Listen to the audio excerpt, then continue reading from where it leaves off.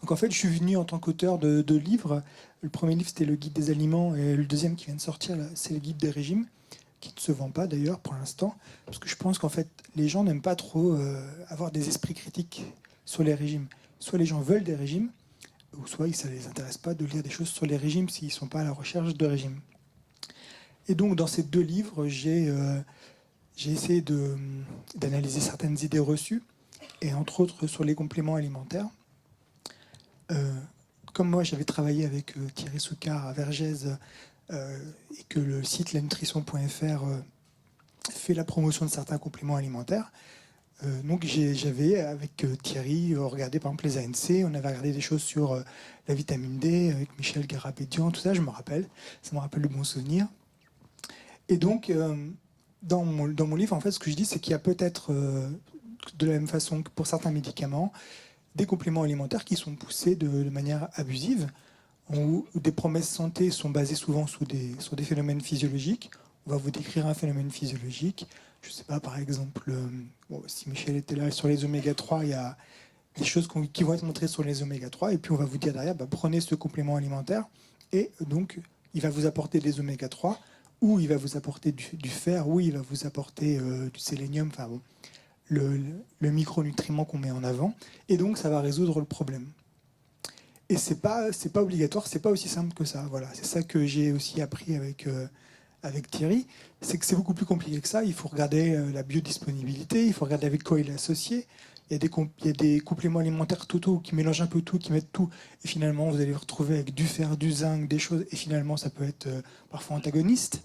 Voilà, donc il y a aussi dans ce milieu-là des gens qui veulent vous vendre quelque chose, qui vont faire appel à la science. Donc, ils peuvent très bien y avoir en bas de leur article des sources scientifiques qui vont montrer les choses qui les intéressent, qu'ils ont eux-mêmes cherché dans la littérature. Et au final, la conclusion, c'est qu'il faut prendre ce complément alimentaire pour résoudre tel ou tel problème.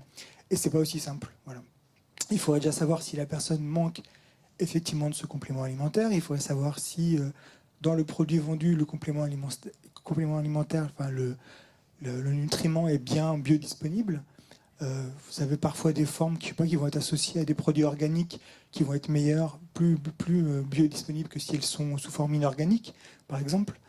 Voilà, donc c'est quelque chose d'un peu plus complexe que ça, et c'est ça que j'ai essayé de montrer dans les deux livres, parce que finalement le guide des aliments en parlait aussi, et là j'en ai reparlé un petit peu sur le guide des régimes, uniquement sur les compléments minceurs. D'ailleurs, en me basant sur l'un des livres écrits aux éditions Thierry Soucard, qui reprenait pas mal de compléments minceurs, avec finalement peu de preuves. On a quand même assez peu de preuves dans ces domaines-là pour montrer l'efficacité des compléments alimentaires.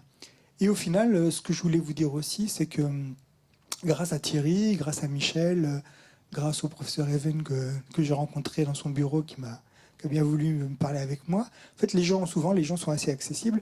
Et au final, voilà, l'expertise, elle est possible. L'expertise, elle est possible même pour un citoyen. Bon, moi, j'ai une formation de biologiste, donc ça va peut-être sûrement aider à comprendre certaines choses.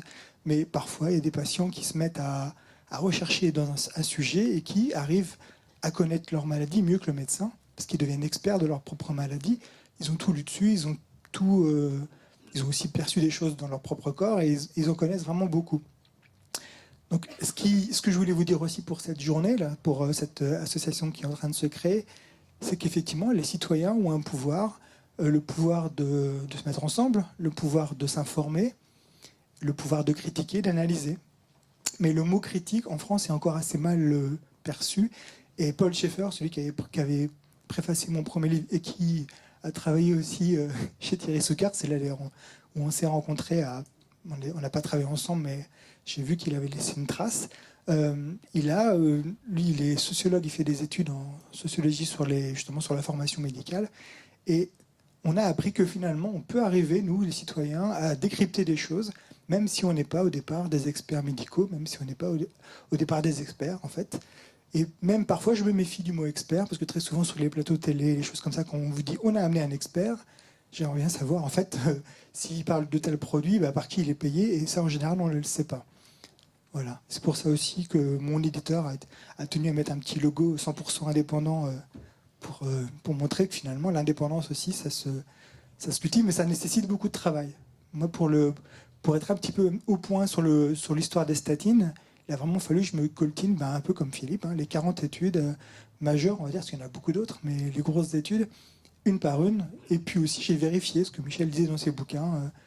Et en général, j'ai vu qu'à 99,9% que j'étais d'accord avec lui. Et sur le 0,1%, on ne va pas discuter parce que c'est lui qui aura raison.